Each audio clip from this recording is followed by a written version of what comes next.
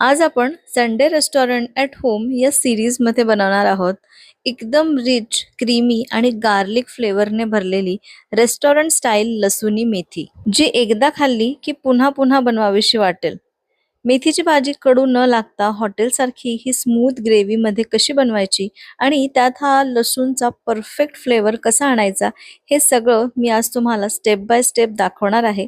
तर शेवटपर्यंत व्हिडिओ नक्की बघा, कारण सर्वात शेवटी मी एक सिक्रेट टिप पण शेअर करणार आहे, ज्यामुळे ही जी रेस्टॉरंट स्टाईल लसूणी मेथी आहे ना, ती अगदी रेस्टॉरंट स्टाईल लागेल. तर ही एक खास टिप आहे, तर व्हिडिओ पूर्ण बघा. तर चला रेसिपीला सुरुवात करूया. हॅलो, नमस्कार. मी सोनल, मेजवानी बाय सोनलमध्ये तुमचं खूप खूप मनापासून स्वागत करते. आणि आपल्या संडे रेस्टॉरंट ॲट होम या सिरीजमध्ये आपण दर रविवारी घरच्या घरी आपण रेस्टॉरंट स्टाईलच्या ज्या काही रेसिपीज बनवतो, तर आज आपण रेसिपी बनवत आहोत रेस्टॉरंट स्टाईल लसूणी मेथी. आमच्याकडे जेव्हा आम्ही बाहेर जातो आणि जर काहीतरी पालेभाजी खायची असेल, तर ही लसूणी मेथी आवर्जून ऑर्डर करतो. तर ही जी भाजी आहे ती पोळी, नान, पराठा किंवा जीरा राईस पण सोबत पण अतिशय मस्त लागते. तर चला आता जास्त बडबड न करता रेसिपीला सुरुवात करूया. तर सगळ्यात आधी आपण आहे ना, एक छानसं कोरडंसं असं पावडर तयार करून घेऊ. तर त्यासाठी इथे मी तीळ, शेंगदाणे आणि थोडेसे काजू घेतलेले आहे.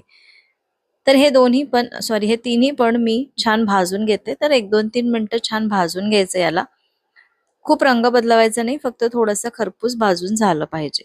मग तुम्ही तीळ वेगळी भाजा आणि शेंगदाणे आणि काजू वेगळे भाजले तरी चालेल. मी एकत्रच भाजलेलं आहे.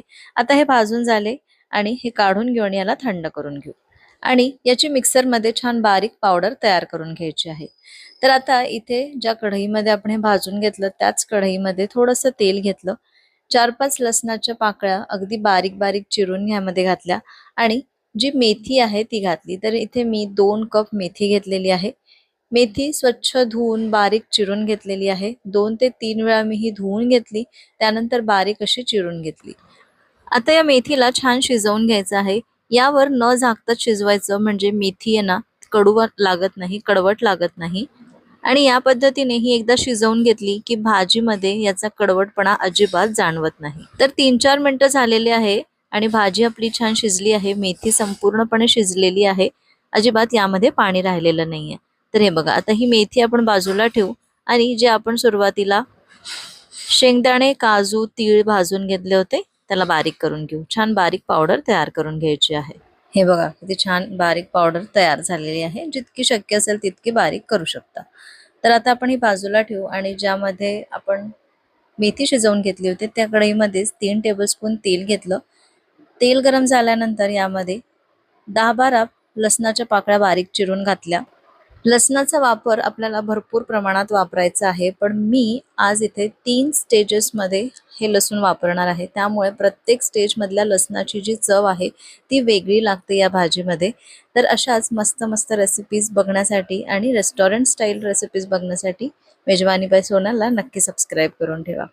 तर आता लसूण थोडासा आपण छान फ्राय करून घेतला. 1-2 मिनिटं परतवून घेतला की थोडंसं जिरं घातलं. जिरं फुललं की यामध्ये मी एक मोठ्या साईजचा कांदा बारीक चिरून घातला. तो पण मी 2-3 मिनिटं छान परतवून घेतला आणि त्यानंतर मीडियम साईजचा टोमॅटो यामध्ये घालून तो पण अगदी छान परतवून घेतलेला आहे. तर दोन्ही पण चांगलं शिजलेलं आहे, तुम्ही बघू शकता. आता यामध्ये आपण 2 टेबलस्पून बेसन घेऊ आणि ते पण छान खरपूस असं भाजून घेऊ. इथे या तेलामध्ये हे बेसन आपल्याला कमी गॅसवर अगदी 5 मिनिटं भाजून घ्यायचं आहे. तर हे बघा, छान असा बबल्स आले किंवा छान असा खमंग हे बेसन भाजलं गेलं की आता यामध्ये आपल्याला सगळे सुके मसाले घालायचे, ज्यामध्ये 1/2 चमचा हळद घालायची आहे. 1 चमचा मी इथे तिखट घातला आहे.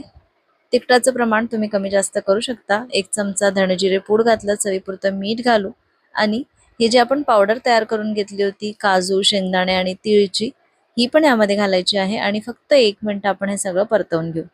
त्यानंतर यामध्ये 1 कप पाणी घालू आणि याला छान उकळी येऊ देऊ.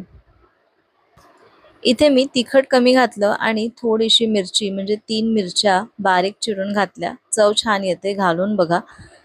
आणि लहान मुलं जर खाणार असाल तर मग नाही घातली मिरची तरीही चालेल. तर आता हे बघा, इथे याला छान उकळी आलेली आहे. जसं जसं हे उकळतं तसं घट्ट होत जातं, कारण यामध्ये बेसन, काजू हे आपण सगळं घातलेलं आहे त्यामुळे. तर आता हे मी 3-4 मिनिटं छान उकळवून घेतलं आणि आता यामध्ये ही मेथी घालून घेऊ शिजवलेली आणि परत 2 ते 3 मिनिटं चांगलं शिजू देऊ. बस आपली ही लसूणी मेथी तयार आहे. पण या लसूणी मेथीला अजून एक मस्त फ्लेवर आणि रेस्टॉरंट स्टाईल फ्लेवर येण्यासाठी आता आपण यावरती एक तडका घालू. तर तडक्यासाठी मी 2 टेबलस्पून तेल गरम केलं. तेल छान गरम झालं की यामध्ये भरपूर असा लसूण घालायचा आहे. या तळलेल्या लसणाची चव पण आपल्याला या लसूण मेथीमध्ये अप्रतिम लागते. जसं मी सुरुवातीला सांगितलं की वेगवेगळ्या स्टेजेसमध्ये आपण इथे लसूण घातला आहे.